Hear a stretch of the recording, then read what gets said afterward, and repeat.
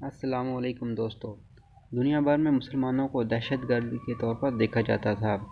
وجہ یہ تھی کہ میڈیا میں مسلمانوں کے خلاف منفی پروپیگنڈا تھا۔ غیر مسلموں میں مسلمانوں کے خلاف نفرت کوٹ کوٹ کر بھری ہوئی تھی۔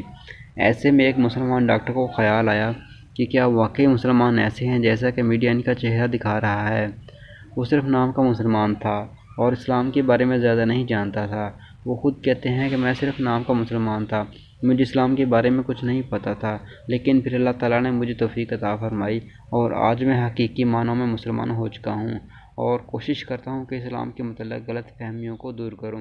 شخص نے اسلام اور دیگر مذاہب کا مطالعہ کیا اور ثابت کیا کہ اسلام ہی امن کا دین ہے اور دین الہی ہے۔ لہٰذا انہوں نے پوری دنیا کو چیلنج کر دیا کہ کوئی بھی اسلام کی کسی بھی بات کو غلط ثابت ہی نہیں کر سکتا۔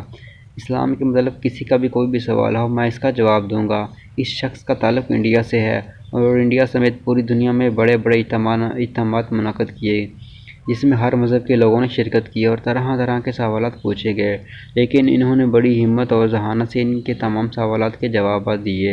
ان اجتماعات میں بے شمار لوگوں نے اسلام قبول کر لیا اور انڈیا میں اسلام بڑی تیزی سے پھیلنے لگا۔ پھر کچھ تعصب پسند لوگوں نے ان کے خلاف پروپیگنڈا کیا، ان پر طرح طرح کے الزامات لگانے شروع کر دیے، یہاں تک کہ کچھ مولویوں کی طرف سے بھی انہیں کافر قرار دے دیا گیا۔ ان لوگوں میں صرف غیر مسلم ہی نہیں بلکہ مسلمان بھی شامل تھے۔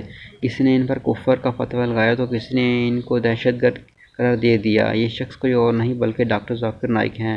ڈاکٹر ذاکر نائک پیشے کے لحاظ سے ایک ڈاکٹر ہیں۔ انہوں نے ایک عرصے تک طبی خدمات سر انجام دی، لیکن اللہ تعالیٰ کو ڈاکٹر ذاکر نائک سے کوئی اور ہی کام لینا منظور تھا۔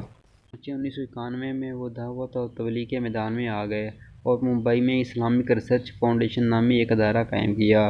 2006 میں جب ڈاکٹر ذاکر نائک سے پوچھا گیا کہ دعوت و تبلیغ کی طرف ان کا رجحان کیوں کر ہوا اور کس شخص سے متاثر ہو کر انہوں نے ایسا کیا، تو انہوں نے جواب دیا کہ وہ جنوبی افریقہ کے مشہور مبلغ ممتاز احمد دیدات سے متاثر ہیں اور انہی سے ترغیب پا کر اس میدان میں آئے ہیں۔ ڈاکٹر ذاکر نائک نے 1987 میں احمد دیدات سے ملاقات کی اور ان سے انہیں دعوت و تبلیغ کے میدان میں کام کرنے کی ترغیب ملی۔ چنانچہ اس کے 3 سال بعد ڈاکٹر ذاکر نائک نے دعوتی میدان میں کام کرنا شروع کر دیا۔ ڈاکٹر ذاکر نائک نے دین اسلام کی دعوت و تبلیغ کے لیے روایتی علماء کا طریقہ اختیار نہیں کیا۔ انہوں نے کسی مسلم گروہ یا کسی مخصوص فرقے تک خود کو محدود نہیں رکھا۔